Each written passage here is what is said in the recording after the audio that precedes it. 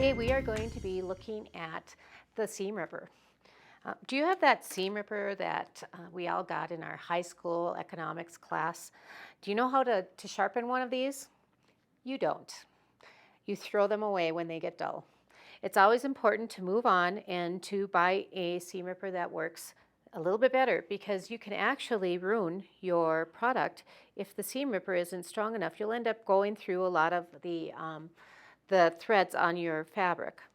Now this seam ripper happens to be very sharp yet, but I wanted to show you a couple different seam rippers and ways to use them. This is a seam ripper. This isn't actually a seam ripper. This is an eyebrow razor.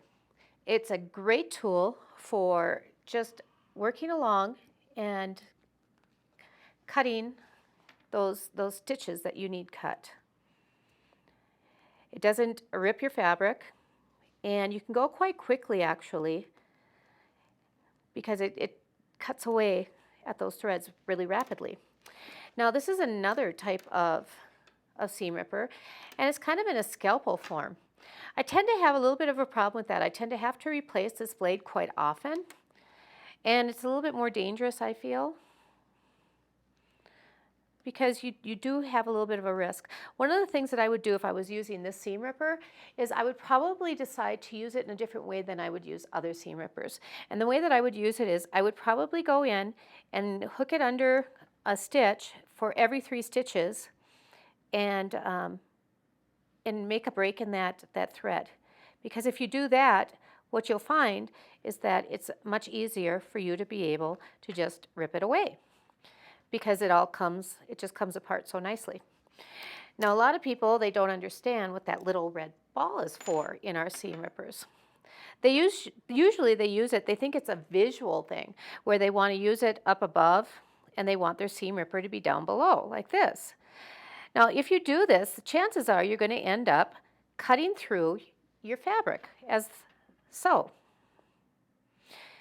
We don't want to do this. What we want to do is we want to take that ball and we want to put the ball down below, and we use it as a guide. And see how nice and nifty that works? And we're not going to be ripping away at fabrics.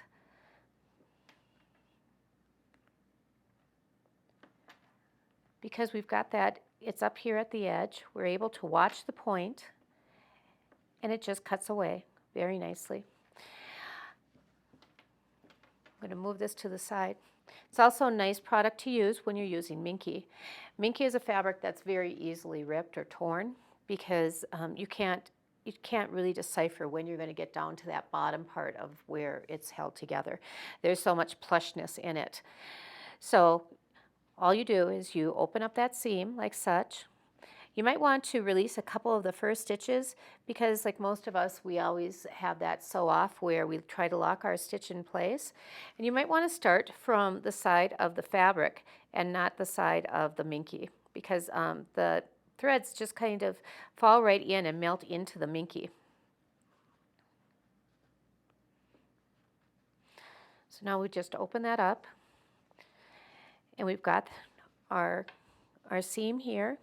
We put that ball down and we just let it guide along, and you'll see how quickly we can rip away if we get a good grasp on it.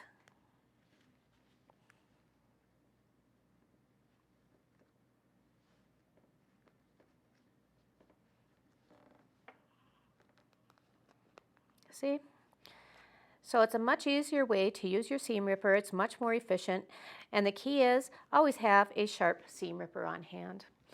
So that's our little bit of a demo today for seam ripping. This is a nice brass seam ripper. I would suggest in purchasing, it's got a lifetime warranty, and it's made by Pam DeMoore. And so here is the site where you can purchase it at. But it's a very nice seam ripper and my favorite. I hope you enjoyed the segment.